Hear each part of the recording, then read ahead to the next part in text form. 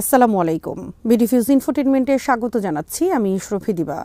টানা কয়েকদিন সংঘাত ও সংঘর্ষের পর অবশেষে সিরিয়ার প্রতিরক্ষা মন্ত্রণালয় দ্রুজ সংখ্যাগরিষ্ঠ সুয়েইদা শহরে যুদ্ধবিরতি ঘোষণা করেছে।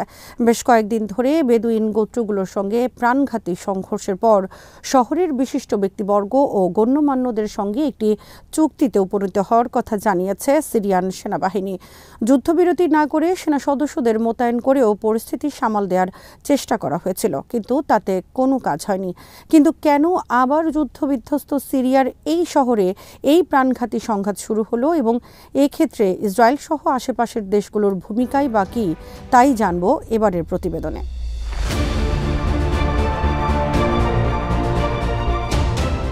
এর আগে গোটা সুয়েদা প্রদেশ জুড়ে সহিংসতা ছড়িয়ে পড়ার প্রেক্ষিতে সেখানে কারফিউ জারি করা হয়েছিল, কিন্তু তাতেও শেষ রক্ষা হয়নি। সিরিয়ান অবজারভেটরি ফর হিউম্যান রাইটসের যুদ্ধ মনিটর তথ্য অনুযায়ী গত কয়েকদিনের সংঘাতে অন্তত ১৬৬ জন নিহত হয়েছে। সূত্রটি আরও জানিয়েছে যে সিরীয় সরকারি বাহিনী ও তাদের মিত্র গোষ্ঠীগুলো সুয়েদার আশেপাশে মাঠে নির্বিচারে গুলি চালিয়ে ১৯ জন দ্রুজ বেসামরিক নাগরিককে হত্যা করেছে, যার মধ্যে ১২ জনকে একটি গেস্ট হাউসে সরাসরি গুলি করে হত্যা করা হয়। বেদুইন ও দ্রুজ গোষ্ঠীর মধ্যে সুয়েদাতে দীর্ঘদিনের বিরোধ রয়েছে, যেটা মাঝে মাঝেই সহিংসতায় রূপ নেয়।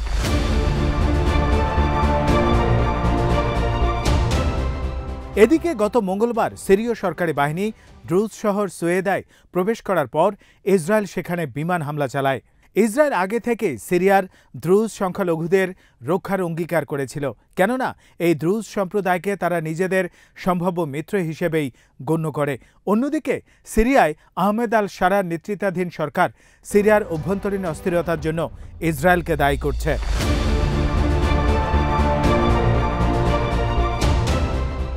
দামেস্ক বলছে দক্ষিণাঞ্চলে নতুন করে চালানো বিমান হামলার জন্য তারা ইসরায়েলকে সম্পূর্ণরূপে দায়ী করে।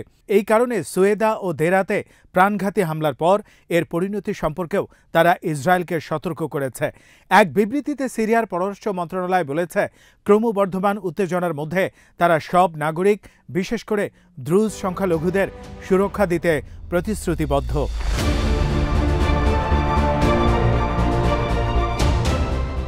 এদিকে সিরিয়ায় নিযুক্ত মার্কিন রাষ্ট্রদূত টম ব্যারাক বলেছেন, যুক্তরাষ্ট্র শান্তি ও সংহতির পথে এগোতে সব পক্ষের সঙ্গে যোগাযোগ রাখছে। যদিও ইসরায়েলি বাহিনী সিরীয় সামরিক অবস্থানগুলোর উপর দ্বিতীয় দিনের মতো বিমান হামলা চালায়, দাবি করে যে তারা সীমান্ত এলাকার সামরিক প্রভাবমুক্ত রাখতেই এই পদক্ষেপ নিচ্ছে এবং দ্রুজ সম্প্রদায়কে রক্ষা করাই তাদের লক্ষ্য। ইসরায়েল আরও স্বীকার করেছে যে তাদের নাগরিকদের মধ্যে ডজনখানেক ব্যক্তি মজদাল শামস থেকে সিরিয়ায় প্রবেশ করেছে। মজদাল শামস হচ্ছে ইসরায়েল অধিকৃত গোলান মালভূমিতে অবস্থিত একটি দ্রুজ শহর। ইসরায়েলি সামরিক কর্মকর্তারা বলেছেন তারা তাদের নিরাপদে ফিরিয়ে আনার চেষ্টা করছে, যদিও এটি এখনও পরিষ্কার নয় যে তারা কিভাবে এই অঞ্চলের সবচেয়ে সুরক্ষিত সীমান্ত অতিক্রম করেছে।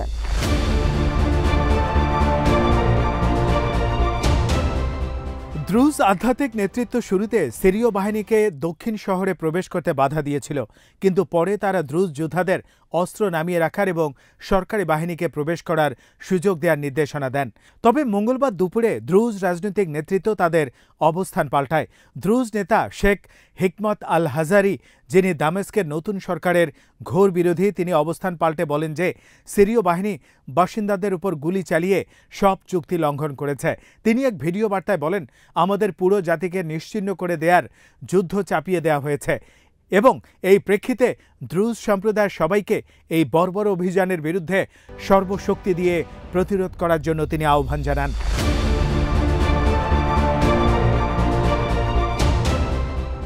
যুদ্ধবিরতি ঘোষণার আগে দিনের শুরুতে সিরীয় সামরিক কনভয় সুয়েদার দিকে অগ্রসর হয় এবং আশেপাশে ভারী কামান বসানো হয়। পরে প্রতিরক্ষা মন্ত্রণালয় জানান তারা শহরে প্রবেশ করেছে এবং জনগণকে নিজ নিজ বাড়িতে অবস্থান করার জন্য আহ্বান জানায় এবং অবৈধ কোনো গোষ্ঠীর আনাগোনা লক্ষ্য করলেই প্রশাসনের কাছে গিয়ে সে বিষয়ে রিপোর্ট জানানোর নির্দেশনা প্রদান করা হয়। এই ঘটনার মধ্য দিয়ে দীর্ঘদিনের শাসক বাশার আল আসাদকে ডিসেম্বর মাসে উৎখাত এবং প্রেসিডেন্ট আহমেদ আল শারার অধীনে একটি অন্তর্বর্তী সরকার গঠনের পর এই প্রথম সুয়েদায় সরকারি বাহিনী প্রবেশ করে।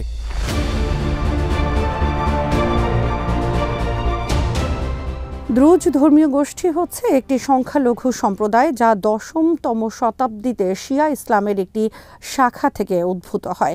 দ্রুজদের ধর্মীয় সীমাবদ্ধতা হলো যেখানে কেউ নতুন করে ধর্মে দীক্ষিত হতে পারে না এবং এদের ধর্মান্তরও নিষিদ্ধ। সিরিয়ায় ৭ লক্ষ মানুষ এই দ্রুজ সম্প্রদায়ের আওতাভুক্ত, যারা সিরিয়ার দক্ষিণের সুয়েইদা প্রদেশ ও দামেস্কের কিছু উপশহরে, বিশেষ করে জারামানা ও আশরাফিয়াত শহনায়া অঞ্চলে বসবাস করে। এছাড়া লেবানন এবং ইসরায়েলও তাদের বসতি রয়েছে, তবে সুয়েইদাতে তারা সংখ্যাগরিষ্ঠ। গত মার্চ মাসে লাটাকিয়ার আলাউই সম্প্রদায়ের বিরুদ্ধে দমন অভিযানে শত শত মানুষ নিহত হয় এবং এপ্রিল মাসে সরকারপন্থী বাহিনী ও দ্রুজ মিলিশিয়াদের মধ্যে সংঘর্ষে অন্তত ১০০ জন মারা যান। দ্রুজদের সঙ্গে সরকারের সম্পর্কের মূল উত্তেজনা হচ্ছে তাদের মিলিশিয়াগুলোর নিরস্ত্রীকরণ ও একীভূতকরণ। আল শারা একটি ঐক্যবদ্ধ সেনাবাহিনী গঠনের চেষ্টা করলেও দ্রুজরা নিজেদের অস্ত্র ও স্বাধীন মিলিশিয়া বজায় রাখার ব্যাপারে অনড়। বেশ কিছু দ্রুজ, যারা বাশার আল আসাদের কর্তৃত্ববাদী শাসনের বিরোধী ছিলেন, তারা আল শারার প্রতি সন্দেহ পোষণ করেন, কারণ তিনি একজন ইসলামপন্থী নেতা এবং তিনি পূর্বজীবনে ইসলাম প্রতিষ্ঠার আন্দোলনে সম্পৃক্ত ছিলেন। তারা অভিযোগ করেছেন যে আল শারার জাতীয় সংলাপ প্রক্রিয়ায় তাদের নেতৃত্বদের বাদ দেওয়া হয়েছে এবং নতুন সরকারের তাদের প্রতিনিধিত্ব খুবই সীমিত, মাত্র একজন দ্রুজ মন্ত্রী রয়েছে।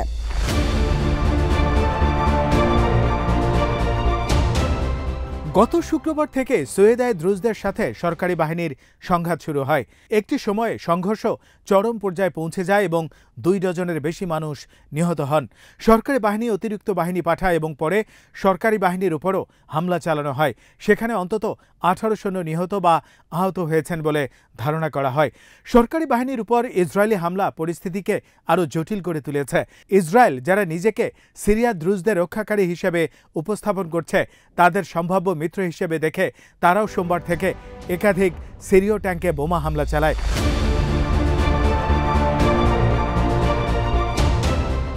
সৌদি আরব, যারা সিরিয়ার পুনর্গঠনে সহায়তা করতে চায়, তারা ইসরায়েলের পুনরাবৃত্তি আগ্রাসন এবং সিরিয়ার সার্বভৌমত্ব লঙ্ঘনের নিন্দা জানিয়েছে। রিয়াদ দামেস্কের প্রতি রাষ্ট্রীয় কর্তৃত্ব পুনঃপ্রতিষ্ঠার প্রচেষ্টাকে সমর্থন জানিয়েছে এবং আন্তর্জাতিক সম্প্রদায়ের পদক্ষেপ দাবি করেছে। সৌদি আরব পুনরায় ঘোষণা করেছে যে তারা সিরিয়ায় অভ্যন্তরীণ বিষয়ে যে কোনো হস্তক্ষেপের বিরোধী এবং এই আক্রমণের বিরুদ্ধে কঠোর প্রতিক্রিয়ার আহ্বান জানায়। দ্রুজদের সাথে সিরিয়ার বর্তমান প্রশাসনের সংঘাতের কিছু বাস্তব কারণ রয়েছে।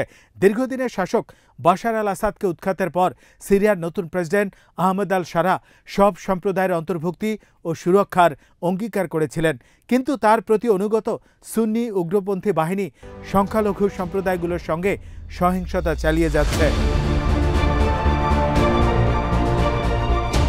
২০,০০০-এর বেশি দ্রুজ গোলান মালভূমিতে বাস করেন। এই মালভূমিটি ইসরায়েল ১৯৬৭ সালের ৬ দিনের যুদ্ধে সিরিয়ার কাছ থেকে দখল করে এবং ১৯৮১ সালে আনুষ্ঠানিকভাবে দখল করে নেয়।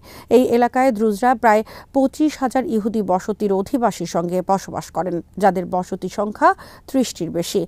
গোলানে বসবাসকারী অধিকাংশ দ্রুজ নিজেদের সিরীয় হিসেবে পরিচিত করে এবং ইসরায়েল দখলের পর তাদের দেয়া নাগরিকত্ব প্রত্যাখ্যান করেন।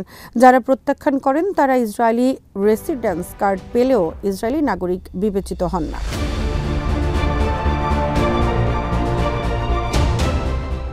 ইসরায়েল কেন দ্রুজদের নিরাপত্তার বিষয় নিয়ে এতটা উদ্বিগ্ন, এই প্রসঙ্গে ইসরায়েলি প্রধানমন্ত্রী বেঞ্জামিন নেতানিয়াহুর অফিস বলেছে, আমরা ইসরায়েলি দ্রুজ নাগরিকদের সঙ্গে গভীর ভ্রাতৃত্বসুলভ সম্পর্ক এবং তাদের পরিবার ও ঐতিহাসিক সম্পর্কের কারণে আমরা সিরিয়ার দ্রুজদের ক্ষতিগ্রস্ত হতে দিতে পারি না।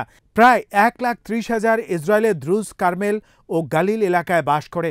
অন্যান্য সংখ্যালঘুদের তুলনায় ১৯৫৭ সাল থেকে দ্রুজ পুরুষদের ১৮ বছর বয়সে ইসরায়েলি সেনাবাহিনীতে যোগ দেওয়ার প্রবণতা বেশি এবং দ্রুজদের অনেকেই ইসরায়েলি সেনাবাহিনীর উচ্চপদেও কর্মরত রয়েছেন।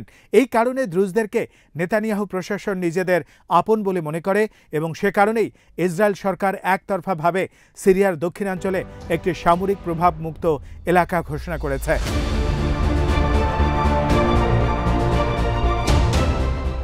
সিরিয়ার সরকার এই ঘোষণা প্রত্যাখ্যান করেছে এবং আন্তর্জাতিক সম্প্রদায়ের সঙ্গে একযোগে ইসরায়েলকে তাদের সার্বভৌমত্ব লঙ্ঘন বন্ধ করার আহ্বান জানিয়েছে। এর প্রতিক্রিয়ায় ইসরায়েল সরকারও আল শারার প্রশাসনের প্রতি আক্রমণাত্মক অবস্থান নিয়েছে। সম্প্রতি ট্রাম্প প্রশাসন সিরিয়া ইসরায়েলের মধ্যে কূটনৈতিক সম্পর্ক স্বাভাবিক করার একটি উদ্যোগ নিয়েছিলেন, কিন্তু চলমান সংঘাতময় পরিস্থিতিতে এই প্রক্রিয়া যে মারাত্মকভাবে হোঁচট খাবে তাতে কোনো সন্দেহ নেই।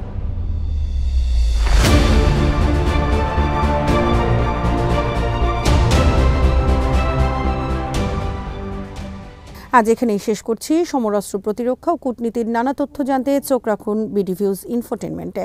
চ্যানেলটি ভালো লাগলে সাবস্ক্রাইব করুন, সংযুক্ত থাকুন আমাদের ফেসবুক পেজে। আল্লাহ হাফেজ।